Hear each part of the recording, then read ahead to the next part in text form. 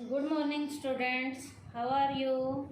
Today's topic is democratic leadership style. आज का हमारा टॉपिक क्या है? डेमोक्रेटिक लीडरशिप स्टाइल है। पीछे हमने ऑटोक्रेटिक लीडरशिप स्टाइल किया था, आज हम डेमोक्रेटिक लीडरशिप स्टाइल करेंगे। इसका मीनिंग क्या है? It refers to that leadership style in which leader consult with his subordinates before making any final decision। बेटा ये लीडरशिप स्टाइल एक ऐसा स्टाइल है जिसमें लीडर फाइनल डिसीजन लेने से पहले अपने सबॉर्डिनेट से कंसल्ट करता है। कोई भी फाइनल डिसीजन जब लीडर लेता है तो उस फाइनल डिसीजन को लेने से पहले लीडर अपने सबॉर्डिनेट से कंसल्ट करता है। तो इस स्टाइल का एक और नाम भी है जो इस स्टाइल को हम देते हैं, उसका नाम क्या है? Group centred leadership style. ये ग्रुप सेंटर्ड लीडरशिप स्टाइल भी है। Under this style decision is very much in vogue. This style, different works are not taken by the manager alone, but they are taken in consultation with employees. यहाँ अलग अलग जितने भी काम है सारे वो मैनेजर खुद अकेला नहीं करता, वो सारे कामों को करने के लिए अपने सबॉर्डिनेट से टाइमली क्या करता है? कंसल्ट करता है। This leadership style is based on decentralization। ये लीडरशिप स्टाइल किसके ऊपर बेस्ड है? डिसेंट्रलाइजेशन के प्रिंसिपल पर बेस्ड है।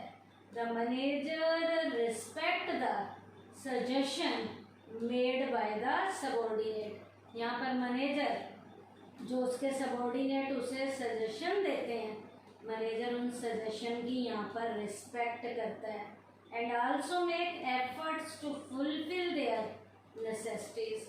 और यहाँ पर मैनेजर अपने सबॉर्डिनेट की सारी जो नेसेसिटीज हैं, ज़रूरतें जो हैं, उन्हें पूरा करने की कोशिश करता है। अब इस डायग्राम में भी देखिए बेटा कैसे डिसेंट्रलाइजेशन के ऊपर बेस्ड है।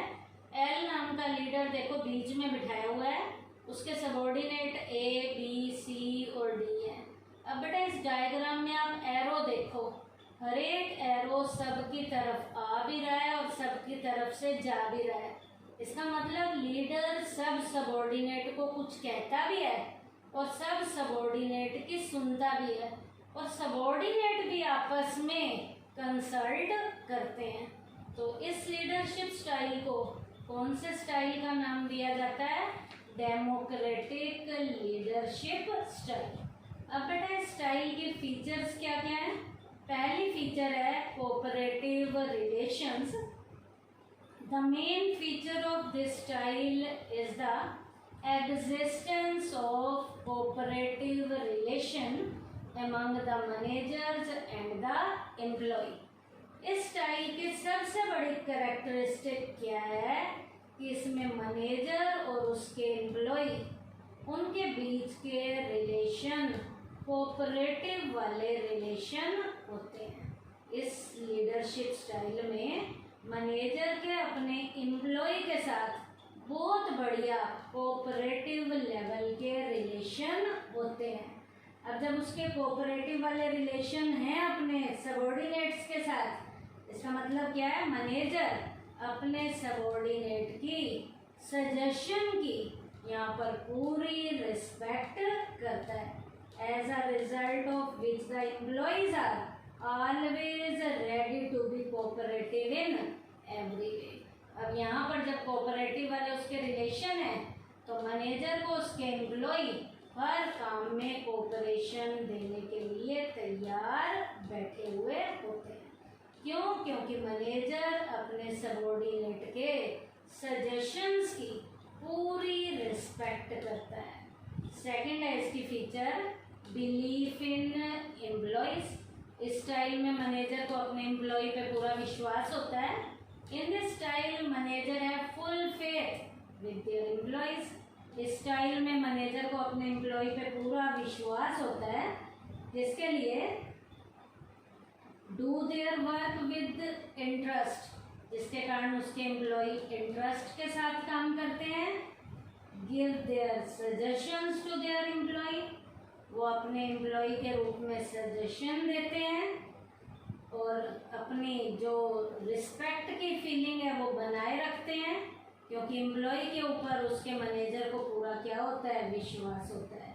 The manager inherently believe that the employees by nature want to work, do their work with interest, accept their responsibility and try to perform their work in a good manner. This faith of the managers in the employee increases their morale. जब manager को अपने employ पे पूरा विश्वास होता है तो ये विश्वास ही एम्प्लॉय के मोराल को बढ़ाने में प्रॉपर तरीके से रोल प्ले करता है. नेक्स्ट है third, open communication. This style encourages open communication among the managers and the employees. यहाँ पर मैनेजर और एम्प्लॉय के बीच में विचारों का खुला आदान प्रदान होता है. तो यहाँ ओपन कम्युनिकेशन का मीनिंग क्या है? Open communication means two way communication, meaning thereby that apart from saying their own thoughts the manager receive the suggestion of the employee with pleasure. यहाँ मैनेजर अपने थॉट को तो अपने employ के साथ शेयर करता है, लेकिन इसके साथ साथ मैनेजर एम्प्लॉय के सुझाव को भी बड़े ध्यान से, बड़े अच्छे तरीके से सुनता है. तो जब मैनेजर कहता भी है और एम्प्लॉय की सुनता भी है तो इस स्टाइल में जो कम्युनिकेशन होगा वो कैसा वाला होता है? Open communication. तो ये तो इसके फीचर्स के पॉइंट थे. क्या क्या? Cooperative relation, belief in employees, open communication. अब इस स्टाइल के एडवांटेजेस क्या क्या हैं? एडवांटेजेस में सबसे पहला पॉइंट है हाई मोरल. सबसे पहला पॉइंट क्या है? High morale. Under this style the enthusiasm of the managers and the employee is sky high. यहाँ पर मैनेजर और एम्प्लॉय का जोश भरा हुआ होता है. दोनों उमंग से भरे हुए होते हैं, जोश से भरे हुए होते हैं. Both consider each other their well wisher. दोनों एक दूसरे को अपना हितैषी मानते हैं. दोनों एक दूसरे को अपना वेल विशर मानते हैं, क्योंकि दोनों का एंथुजियाज्म लेवल जो है आकाश की बुलंदियों को छू रहा होता है और दोनों एक दूसरे के आपस में वेल विशर के रूप में यहाँ पर क्या करते हैं? काम करते हैं. सेकंड एडवांटेजेस है creation of more efficiency and productivity. यहाँ पर एफिशिएंसी का लेवल भी बढ़ता है और प्रोडक्शन का लेवल भी बढ़ता है. Since the employees are participation in decision making, they give full cooperation in implementing them. यहाँ डिसीजन को लेने में एम्प्लॉय जब अपना पूरा प्रॉपर रोल प्ले करते हैं तो उन डिसीजन को लेने के बाद जब उन एम्प्लॉय पे उन डिसीजन को अप्लाई किया जाता है तो वहाँ पर भी एम्प्लॉय मैनेजर्स को अपना पूरा उन डिसीजन को लागू करने में अपना पूरा कोऑपरेशन देते हैं. In this way their efficiency and productivity increases. इस तरीके से एम्प्लॉय की एफिशिएंसी का लेवल और प्रोडक्टिविटी का लेवल इंक्रीज होना शुरू हो जाता है. नेक्स्ट है third, availability of sufficient time for constructive work. Under this leadership, the workload of the manager gets get decreased. इस स्टाइल में मैनेजर का वर्कलोड थोड़ा कम होना शुरू हो जाता है। By using their spare time constructively they make the development and expansion of the enterprise possible. अब जब मैनेजर का टाइम बच गया, बचे हुए टाइम को मैनेजर यूनिट की और बढ़िया क्रिएटिव एक्टिविटीज़ पे लगाएगा, यूनिट के डेवलपमेंट पे लगाएगा और यूनिट के एक्सपेंशन पर अब वो अपना बचा हुआ टाइम लगाना शुरू करेगा। क्यों? क्योंकि यहाँ पर मैनेजर का टाइम बचना शुरू हो गया है, क्योंकि मैनेजर के काम में या उसके एम्प्लॉय टाइमली क्या कर रहे हैं, हेल्प कर रहे हैं। अब नेक्स्ट टॉपिक है इसमें डिसएडवांटेजेस। स्टाइल के नुकसान क्या क्या हैं, लिमिटेशन क्या है। डिसएडवांटेजेस में सबसे पहला पॉइंट है requirement of educated subordinate. The main feature of this style is that subordinates are made partners in taking a decision so much so that some little affairs are left to them।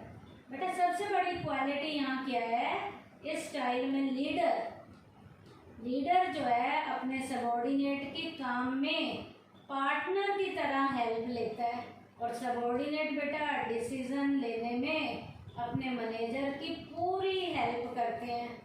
तो कहीं भी कोई मुद्दा बचना नहीं चाहिए, कहीं भी किसी से कोई गलती नहीं होनी चाहिए। कहीं भी गलती हो गई तो उसका हर्जाना भुगतना पड़ेगा। Such a cooperation can be expected only from the educated employ. ऐसा कोऑपरेशन और ऐसे बढ़िया डिसीजन केवल पढ़े लिखे एम्प्लॉय के जरिए पॉसिबल हो सकता है। अनएजुकेटेड लोगों के जरिए बढ़िया डिसीजन पॉसिबल नहीं हो सकते। तो ये स्टाइल तभी फ़ायदा देगा जब मैनेजर के नीचे सबऑर्डिनेट क्या होंगे, पढ़े लिखे होंगे, ताकि वो डिसीजन प्रॉपर तरीके से ले सकें और डिसीजन लेने में किसी भी तरीके की कोई भी गलती ना कर सकें। नेक्स्ट है डिले इन डिसीजन, या निर्णय लेने में देरी भी हो जाती है। It is clear that while taking decision the subordinates are always consulted. Decision लेने से पहले मैनेजर जो है सबऑर्डिनेट से कंसल्ट करता है। This makes it a long process. अब मैनेजर को डिसीजन लेने में सबऑर्डिनेट से कंसल्ट करना पड़ेगा और हर सबऑर्डिनेट से कंसल्ट करेगा, प्रोसेस भी लंबा हो जाएगा और डिसीजन लेने में भी कई बार क्या हो जाती है, देरी हो जाती है। और प्रॉफिट कमाने का मौका मिला है लेकिन डिसीजन कंसल्ट करके लेने हैं तो मौका कई बार देरी से डिसीजन लेने के कारण हमारे हाथ से क्या हो जाता है, स्लिप हो जाता है। क्यों? क्योंकि इस स्टाइल में डिसीजन देरी से लिए जाते हैं। नेक्स्ट है lack of responsibility in manager. Sometimes manager try to evade responsibility by observing that the decisions were taken by the subordinate because they were made partners in taking some important decisions। इस style में manager जो है subordinate से consult करके decision लेता है और जब मैनेजर सबऑर्डिनेट से कंसल्ट करके लेता है डिसीजन तो जिम्मेवारी सबऑर्डिनेट्स पे ज़्यादा डाल दी जाती है और मैनेजर अपनी जिम्मेवारी से पल्ला झाड़ लेता है। मैनेजर की रिस्पॉन्सिबिलिटी यहाँ कुछ क्या हो जाती है, कम हो जाती है। Thus they must be held responsible। जबकि यहाँ पर उसे क्या होना चाहिए, रिस्पॉन्सिबल होना चाहिए, लेकिन वो अपनी रिस्पॉन्सिबिलिटी यहाँ सारी किनके कंधों पे डाल देता है, सबऑर्डिनेट्स के कंधों पे डाल देता है। तो मैनेजर की रिस्पॉन्सिबिलिटी डेमोक्रेटिक लीडरशिप स्टाइल में घटनी शुरू हो जाती है। मैनेजर की रिस्पॉन्सिबिलिटी स्टाइल में घटनी शुरू हो जाती है। उसके बाद टॉपिक है नेक्स्ट इस डेमोक्रेटिक लीडरशिप स्टाइल की सूटेबिलिटी क्या है, ये स्टाइल कौन से एरिया के लिए सूटेबल है। तो सूटेबिलिटी कहाँ होगी इस स्टाइल की, जहाँ क्या क्या होगा। First, when group members are skilled and eager to show their knowledge, जहाँ ग्रुप के मेंबर स्किलफुल होंगे और अपनी नॉलेज को अच्छे से शो करने के लिए तैयार होंगे। क्या, when group members are skilled and eager to show their knowledge. Second, when plenty of time is available for decision making, जहाँ डिसीजन लेने के लिए हद से ज़्यादा टाइम होगा, जहाँ डिसीजन लेने के लिए हद से ज़्यादा टाइम होगा, उसी एरिया के लिए ये स्टाइल सूटेबल होगा। Third, when leader wants to involve the subordinates in decision making, ये स्टाइल वहीं फायदेमंद हो सकता है जहाँ लीडर डिसीजन लेने में अपने सबॉर्डिनेट को भी इन्वॉल्व करता है, उसी एरिया के लिए ये स्टाइल सूटेबल होगा, नहीं तो ये स्टाइल सूटेबल नहीं होगा। क्या, when leader wants to involve the subordinates in decision making। Last है इसकी सूटेबिलिटी का point, when roles are clear, जब हर एक को अपने अपने रोल क्या होंगे, क्लियर होंगे। मैनेजर को अपना रोल क्लियर होगा और सबॉर्डिनेट को अपना रोल क्या होगा, क्लियर होगा। तो आज के टॉपिक में बेटा हमने कौन सा स्टाइल किया है, डेमोक्रेटिक लीडरशिप स्टाइल का मैंने मीनिंग करवाया, फीचर्स के पॉइंट करवाए हैं, cooperative relation, belief in employees, open communication. Advantages में हमने क्या किया, पॉइंट था high moral, creation of more efficiency and productivity. Third, availability of sufficient time for constructive work. Disadvantages में हमने क्या किया, point requirement of educated subordinates, delay in decision, lack of responsibility in managers। और suitability के 4 point क्या क्या किए हैं, कहाँ ये स्टाइल सुटेबल होगा, when group members are skilled and eager to show their knowledge, when plenty of time is available for decision making, when leader wants to involve the subordinates in decision making, when roles are clear। तो आज के इस topic में, इस lecture में हमने कौन सा स्टाइल किया है, democratic leadership style. Thank you बेटा।